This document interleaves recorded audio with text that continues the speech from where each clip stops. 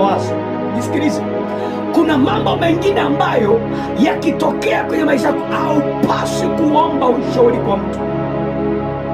Yaani hata kama angekuwa ni mtu wako wa karibu, hata kama angekuwa ni mume wako, hata kama angekuwa ni mkeo, hata kama angekuwa ni mchungaji wako, kuna mambo ambayo yakitokea kwenye maisha yako, my friend, hayahitaji ushauri wa kibinadamu.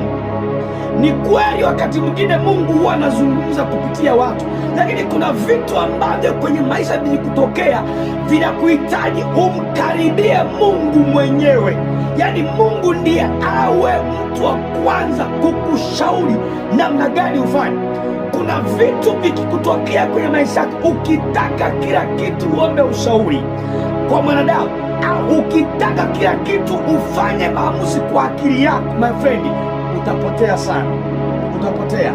Kuna watu ambao kuna maamuzi waliyafanya kwenye jambo fulani ndiyo akasababisha waharibikiwa kwenye kila kitu. Kuna watu ambao siku walipofanya maamuzi fulani ndiyo hatima yake ikaharibika, maisha yake ikaharibika.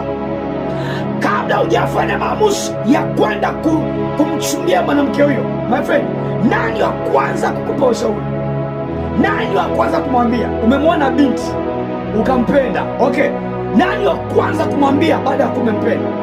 Je, ni baba yako? Ni ndugu yako? Ni rafiki yako?